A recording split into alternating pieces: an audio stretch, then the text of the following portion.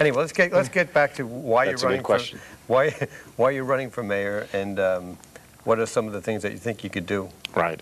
I've been on the council for 8 years, and I have worked incredibly hard over those 8 years to get informed about everything the city is doing as a government and the things we're doing well. Actually, what does the council do? I don't even, Right. What do they do? With 40 city council members, 35 that are elected for districts. Our former, before I interrupt you, but our former president of Community Access, Sam Coleman's on the council now. Right, he is. Yeah, he was our I didn't know he was president. Oh, yeah. Sam represents the Cane Ridge area. Antioch, right. Southern Antioch. All right, keep going. What does the council do now? We have 35 district members and 5 at-large. The council does zoning.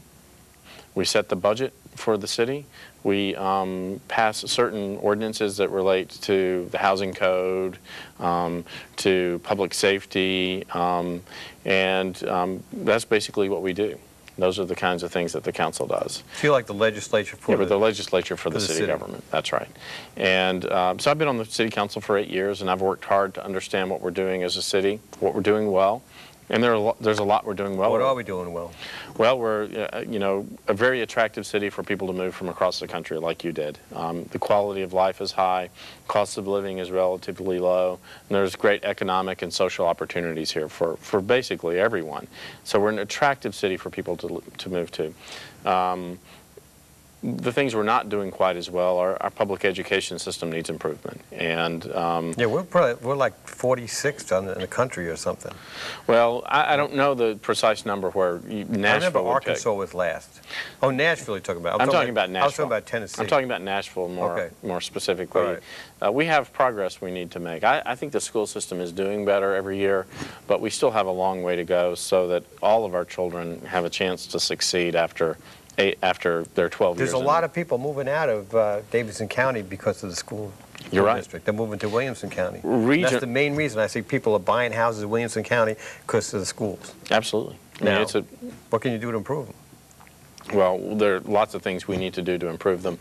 One of the things that we've continued to do over the last 16 years really is to put more funds in so that the buildings themselves are in good shape and so that we have enough resources for the teachers and the principals in every school. Now, the thing we need to do better at, I believe, is offer more parental choice. Not every child is going to flourish in an elementary school that is typical. We're going to need some elementary and middle schools and high schools that are single gender education. We're going to need some where... Single gender, what do you mean? Well, for example, in Nashville right now in the private school sector you have St. Cecilia, you have MBA, you have Harpeth Hall where it's single gender education, where it's just boys or just girls. Okay. And that's an opportunity we need to provide in the public school system as well. Because some kids are going to flourish more in those circumstances. Do you think that the private schools get better education than public schools right now? I think a child in a metro public school can get just as good an education as a child at the best private school here in town. Now, we have certain children who are not, but I think you can, if the child and the parent really work hard in the metro public school system, you can absolutely get just as good an education as you can get at the best private school here. Because there's a lot of people who don't have parents that do that. That's probably the biggest single problem we have in the education system is and Lamar Alexander says that to have a good school you need good principal, good teacher, and engaged parents. Well, there's no way to have an engaged parent law. I mean, we cannot pass a law that requires parents to get more engaged in schools. It just wouldn't work. But there is a law. I know this because my girlfriend always got in trouble for this when her truancy law. There's the truancy law. That the parent gets in trouble if the kid doesn't go to school. That's true.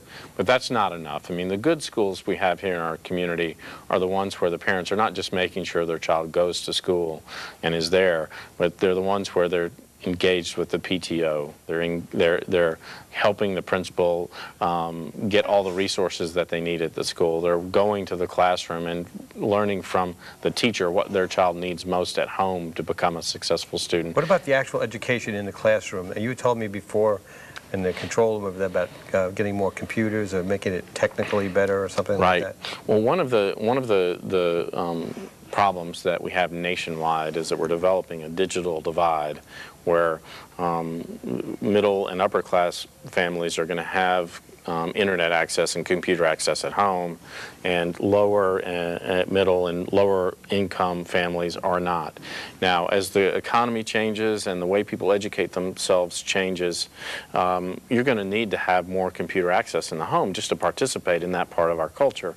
And right now, we've got too many families here in Nashville whose children just don't have that access at all. And we need to work with the private sector to do two things: to make internet access for our public school students much less expensive, and to make sure that there's the avenue in the private sector without a lot of, or if any, government funding going to it, so that those families have a computer at home. And the cost of a laptop is going down, down, down, and there are people talking about $100 or less than $100 laptop that would be internet accessible, and that's what we need to be thinking about for those kids. Some of the problem with the school is the crime.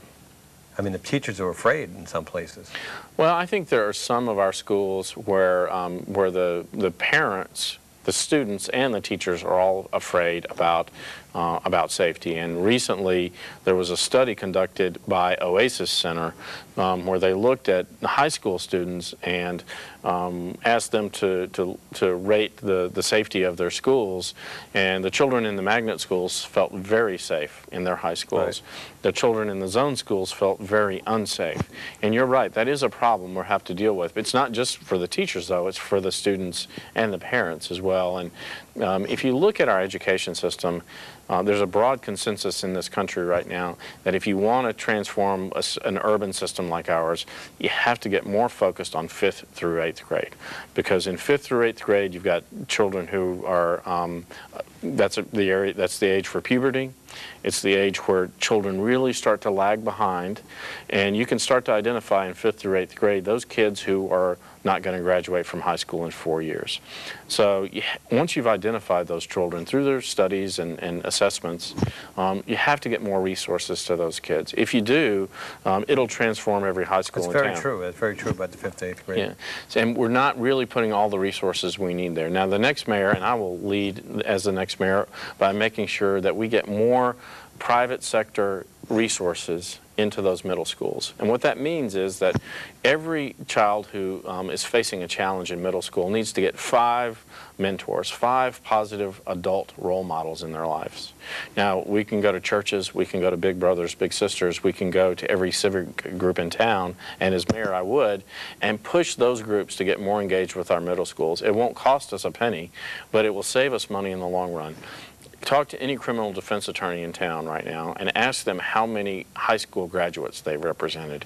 They'll probably be able to look on 2 hands and say, well, that's how many, and they've probably represented hundreds of students. For 99% of the population, education is the key. Right. I mean, there's a few people that drop out of school and do well, some rap stars and some rock stars and some movie stars. Most people have to have, it's education is the key to getting ahead. That's right, and we've got to get more focused on 5th through 8th grade. Everybody knows it, and it's just a question of making the commitment as a community to do it.